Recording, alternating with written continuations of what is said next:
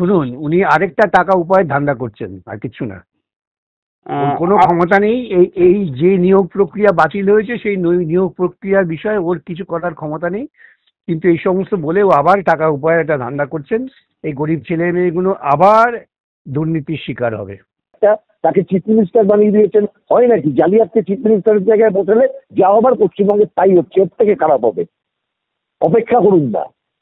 যারা যারা ওর হাত পড়েছে যাদের মাথায়, কেউ বাঁচবে না। যারা তার ধামাধারি তাদেরও বিপদ বাড়ি। খুব সাবধান, খুব সাবধান। ওই ক্ষমতা তোমাদের হাতে ক্ষমতা থাকবে, কিন্তু মন্ত্রিসভা শূন্য করে দেবো তোমাদের। সবাই আমি বলছি অনেক দালাল দেখতে পেয়েছেন, যারা চাকরি বিক্রি করার দালাল। আমি বলছি চাকরি বিক্রি করার দালালরা ছিল। আমি ফিরদৌস শামীম দায়িত্ব নিয়ে বলছি, মমতা বন্দ্যোপাধ্যায় চাকরি বিক্রি করা দালালরা ছিল। নমস্কার, আপনারা দেখছেন কবির সৌরভের ইউটিউব চ্যানেল। চাকরিহারা শিক্ষক শিক্ষিকাদের নিয়ে বৈঠক নেতাজি ইন্ডোর স্টেডিয়ামে মুখ্যমন্ত্রীর। উঠে এলো একাধিক আশ্বাসবাণী, নেহাতি স্তোক বাক্য, নাকি আদৌ কোনো সারবত্তা রয়েছে? 2 মাসের মধ্যে কি সত্যি যোগ্য শিক্ষক শিক্ষিরা, কোট আনকোট যোগ্য শিক্ষক শিক্ষিকারা, তারা কি ফিরে যাবেন বিদ্যালয়ে? কচিকাচারা ফিরে পাবে তাদের মাস্টারমশাই দিদিমণিদেরকে? সার্ভিস ব্রেক হবে না যোগ্য শিক্ষক শিক্ষিকাদের? আগে যোগ্যদেরটা দেখি, পরে বাকিদেরটা। বাকিরা কারা? আমি জেলে যেতে ভয় পাই না, আমি না, মুখ্যমন্ত্রী বলছেন। জেলের প্রসঙ্গ কেন উঠে আসছে? কি সারবত্তা তার আশ্বাসবাণীর, নাকি নেহাতি স্তোক বাক্য? আমরা আবারও জানতে চাই। কিন্তু দিনের শেষে আমরা প্রত্যেকে অন্তত একটা জিনিস চাই, যোগ্য শিক্ষক শিক্ষিকারা স্বচ্ছতার সঙ্গে যত দ্রুত সম্ভব বিদ্যালয়ে ফিরে যান। কচিকাচারা শিক্ষার্থীদের তাদের মাস্টারমশাই দিদিমণিদেরকে ফিরে পাক।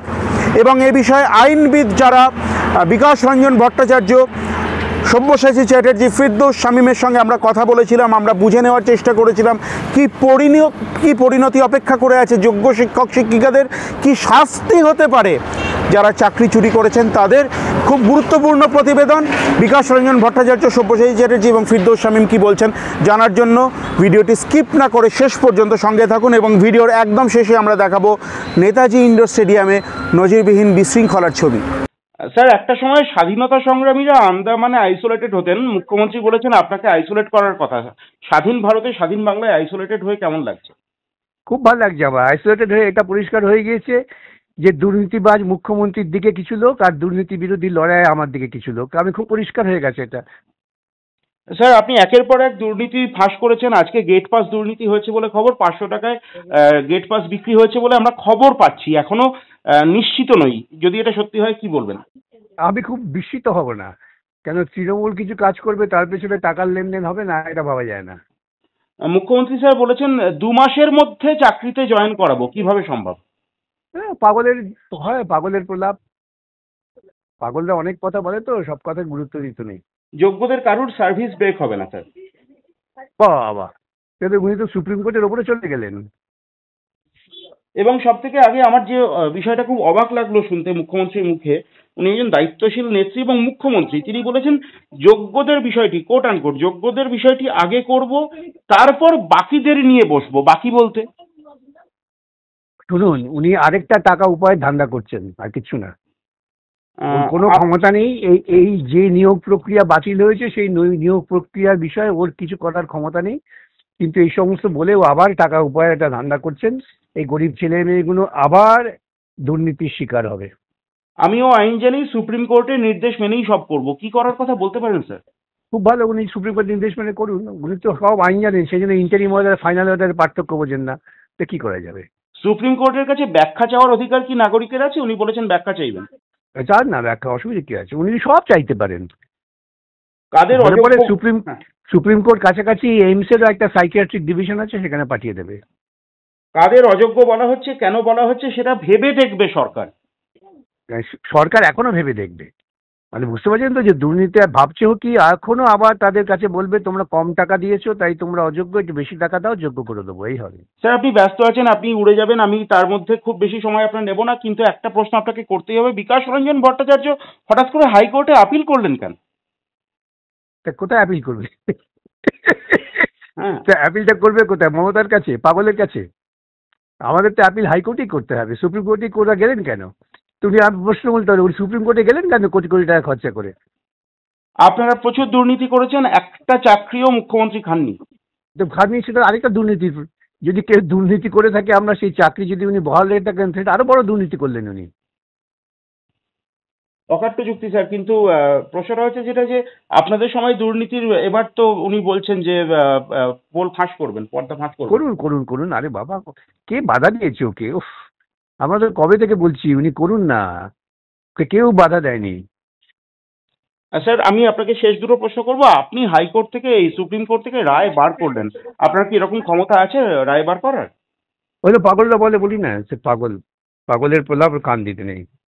আর স্যার আমরা আমার দেখি কিছু কিছু লোককে আমরা দেখি হাইকোর্টের সামনে দাঁড়িয়ে মাঝে মাঝে বলে আমি এই ফাঁসি অর্ডার দিয়েছি, আমি ওকে মুক্তি করেছি, এত টাকা জামিন করেছি, তারপর দেখা যায় লোকটা পাগল ওখানে দাঁড়িয়ে এসব কথা বলছে। তো পাগল হাইকোর্টের কাছেই ইন্ডোর স্টেডিয়ামে আরেকজন পাগল বলেছে, একই ব্যাপার।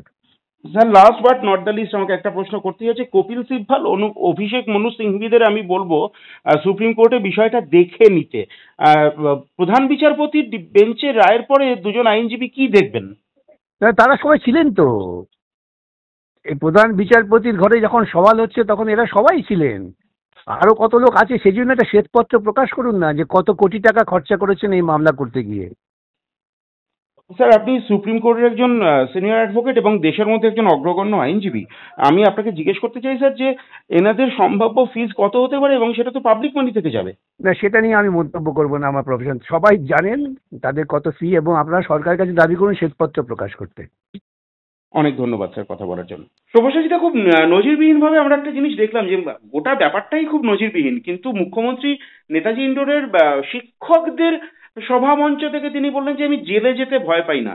জেলে যাওয়ার প্রশ্ন কেন? অপদার্থ মুখ্যমন্ত্রী, চোর মুখ্যমন্ত্রী, দুর্নীতিগ্রস্ত মুখ্যমন্ত্রী, দুর্নীতির রানী মুখ্যমন্ত্রী, তাকে জেলে যেতে হবে, উইচ ইজ ইনএভিটেবল।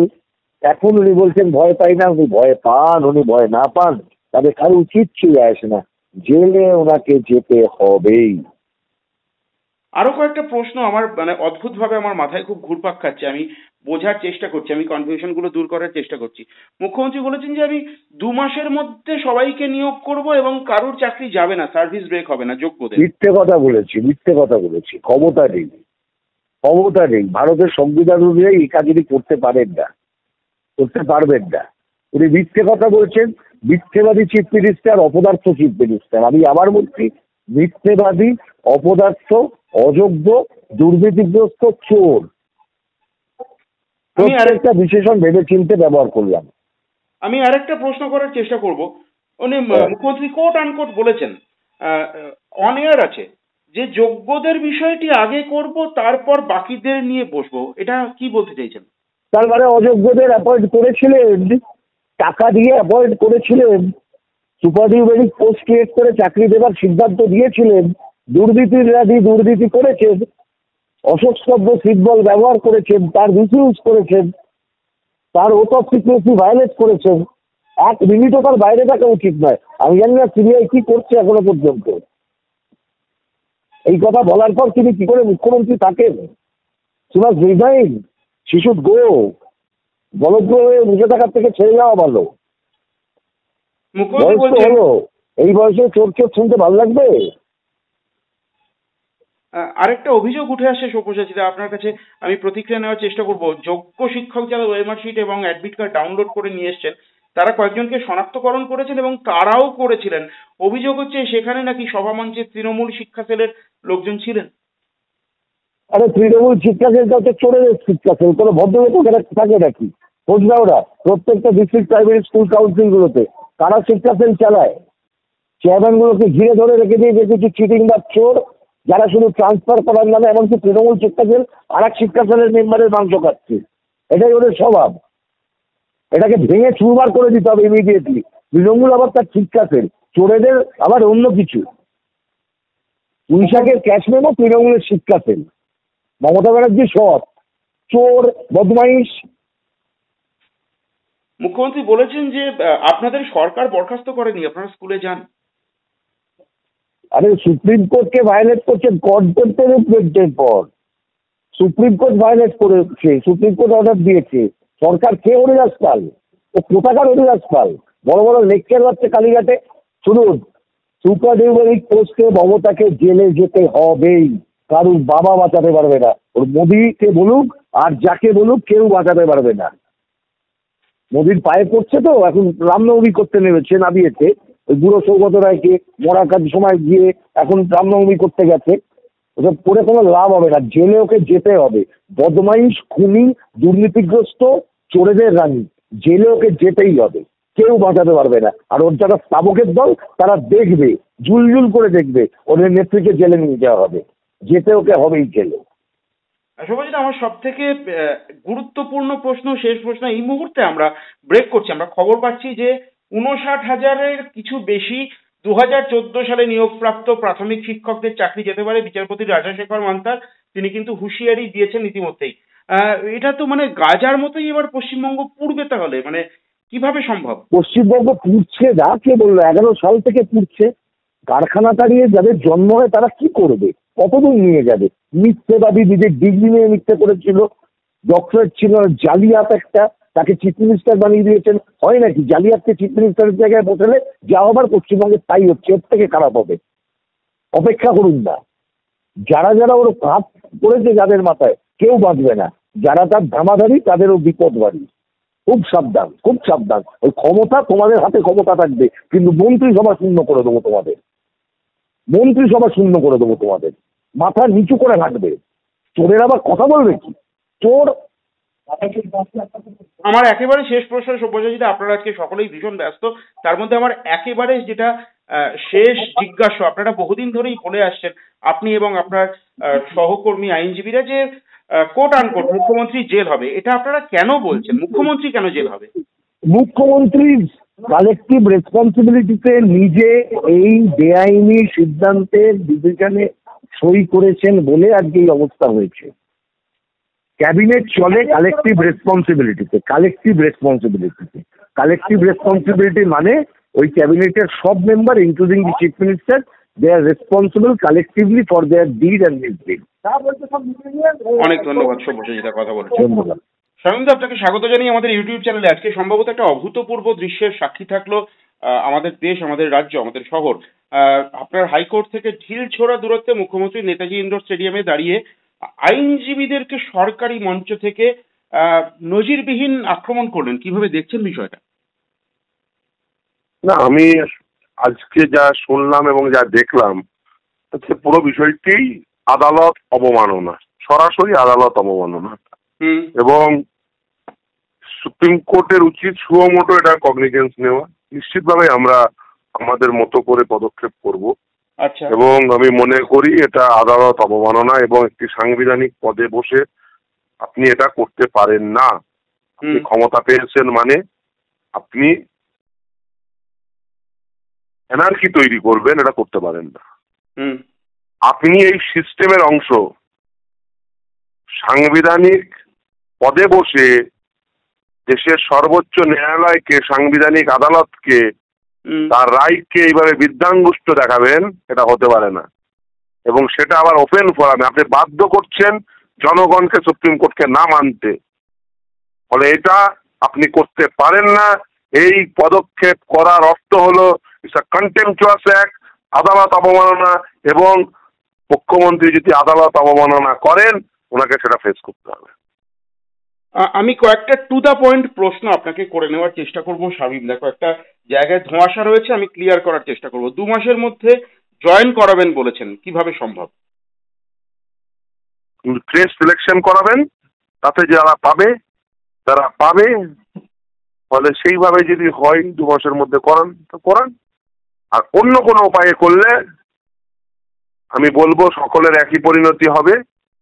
এবং এই ক্ষেত্রে মমতা বন্দ্যোপাধ্যায়, তিনি তার স্টেটমেন্ট থাকলো, এই ক্ষেত্রে যা হবে সেক্ষেত্রে মমতা বন্দ্যোপাধ্যায়ও সেই ষড়যন্ত্রের অংশ হিসেবে ধরে নেওয়া হবে। শামীম, আপনি নিশ্চয়ই শুনেছেন, তাৎপর্যপূর্ণভাবে মুখ্যমন্ত্রী বলেছেন, বিশ্বাস করুন আমি কিছু জানতাম না, কোট আনকোট। কিভাবে দেখছেন? উনাকে একদম বিশ্বাস করবেন না। উনাকে বিশ্বাস করে আজকে এই অবস্থা আপনাদের। এবং শুধু তাই না, আমি সত্যি অবাক হয়ে গেলাম। প্রাণপ্রিয় মুখ্যমন্ত্রী এসব বলেছেন, যার জন্য এটা হলো, যিনি এই দুর্নীতিকে হাতে ধরে করিয়েছেন সবাইকে আজকে। এবং আজকে সবাই, আমি বলছি, অনেক দালাল দেখতে পেয়েছেন, যারা চাকরি বিক্রি করার দালাল। আমি বলছি চাকরি বিক্রি করার দালালরা ছিল। আমি ফিরদৌস শামীম দায়িত্ব নিয়ে বলছি মমতা বন্দ্যোপাধ্যায়ের চাকরি বিক্রি করা দালালরা ছিল। কি করে বলছেন একটুখানি আপনি ক্লিয়ার করুন। ছবি দেখে নিন, আমি তো আগেই বলেছিলাম সিবিআইকে এই সবার রাখতে, ভিডিও রাখতে। যাই ভিডিও পাওয়া গেছে দ্যাট ইজ এনাফ। আমি সিবিআইকে বলবো এদের ইন্টারোগেশন করো, এবং সিবিআইকে সেই ক্ষমতা দেওয়া আছে। আপনি দেখবেন যে একটা টিভি চ্যানেলও দেখিয়েছে যে আপনারা কারা, আপনারা কি, এরা তো 2016 সালে যারা শুধুমাত্র ওই যে তাদের দেখেছিল, কে টেন্টেড কে আনটেন্টেড, ইভেন 6276 যে এসএসসি অ্যাকনোলেজ যে টেন্টেড তারা ছিল কিনা, দালাল ছিল কিনা, শিক্ষকদের বাইরে কিছু গুণীজন যারা ইটিসি বাদ দিয়ে দেখবেন সব ফ্রেঞ্চ কাজ কিছু পাওয়া গেছে। সুবোধ সরকার ছিলেন, আবুল বাশার ছিলেন মঞ্চে, আমি নাম করেই বলছি। ও বাশার সাহেব ছেড়ে দিন, ও সব উপরে ওদিকে দেখিয়ে এখন মুখ্যমন্ত্রীর ছবি করতে চাইছে, পরিষ্কার করতে চাইছে।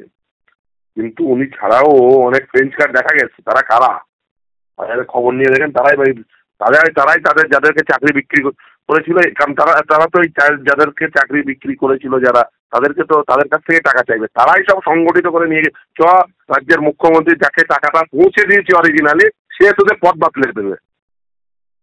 আদালত নেতিবাচক কিছু এরা সব মার খেত, এদের এই পয়সা চাইতো এবং মার খেত। সেই পয়সা চাওয়া এবং মার আটকানোর জন্য মমতা ব্যানার্জি আজকে সভা রেখেছিল। বেসিক্যালি এইসব পয়সা বাঁচানোর জন্য এই সভা। আদালত নেতিবাচক কিছু বললে ভাবা আছে, কোট আনকোট, মুখ্যমন্ত্রী হুমকি।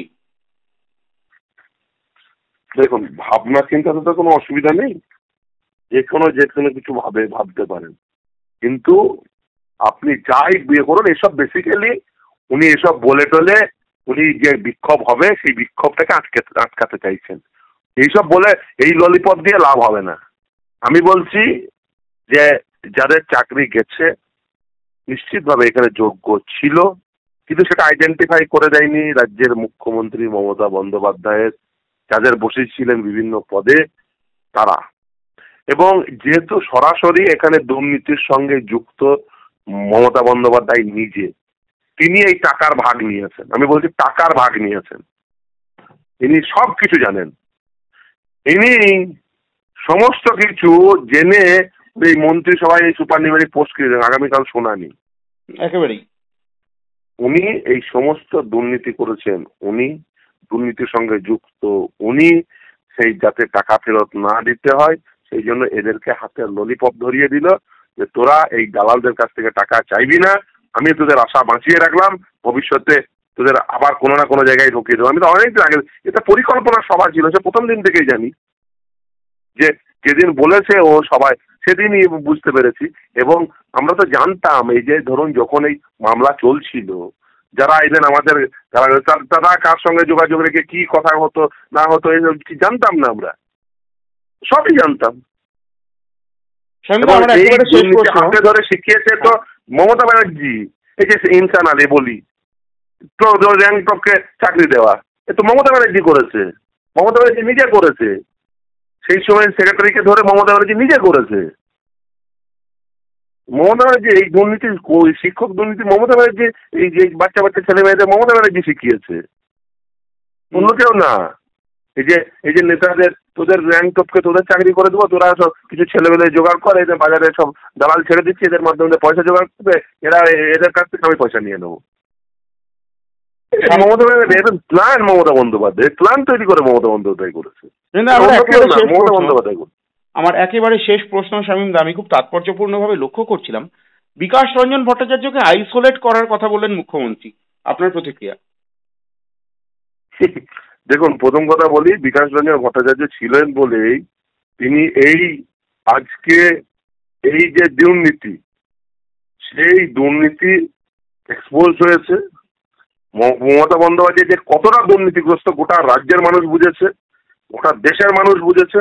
আমি আজকে সুপ্রিম কোর্টে রয়েছে এই মুহূর্তে, ছিছি করছে লোকে, ছিছি করছে। অন্যান্য স্টেটের যে সমস্ত আইনজীবী বন্ধুরা আছেন তারা ছিছি করছে যে কি, এবং এরপরেও আবার বড় গলায় বলে, আমি তো ভেবেছিলাম লোক লজ্জার ভয়ে আর কোনোদিন লোক সমক্ষে আসবে না, জনসমক্ষে আসবে না, আমি তো অন্য কথাও ভেবেছিলাম। সে যাই হোক, যে যদি ন্যূনতম লজ্জাবোধ থাকে তখন বুঝলাম যে এক নির্লজ্জ ভদ্রমহিলা। জেলে যাবেন সেটা অন্য বিষয়, উনি জেলে যাবেনই, কিন্তু জেলে গেলেও মুখ ঢেকে জেলে যাবেন, কারণ লোক লজ্জায় মুখ দেখা যাবে। কিন্তু এই যে চরমতম নির্লজ্জ সেটা আজকে বুঝে গেল। এর আগের দিনে বুঝেছিলাম, আজকে আবার প্রমাণ রাখলো যে উনি পৃথিবীর ইতিহাসে চরমতম নির্লজ্জের যদি তালিকা তৈরি হয় ওনার নাম সর্বাগ্রে থাকবে। আগামীকাল সুপ্রিম কোর্টের শুনানি রয়েছে, খুব গুরুত্বপূর্ণ দিন। আপনার সঙ্গে কথা বলবো, সময় দেওয়ার জন্য অনেক ধন্যবাদ। ধন্যবাদ। এই সামনে যারা বসে আছে, নিচে যারা বসে আছে মঞ্চের সামনে, এরা কারা? এরা কি প্রাইমারি শিক্ষা সেলের সব লোকজন যারা তৃণমূলের চামচারা তারা এসছে ভোট ভরানোর জন্য? এরা কারা? এই যে বয়স্ক লোকেরা, বয়স্ক ভদ্রমহিলারা, এরা কারা? এরা তো এসএসসির প্যানেলের লোক নয় মনে হয়, সব প্রাইমারি শিক্ষা সেলের বা টিএমসির গুন্ডাগুলোকে সব নিয়ে এসছে।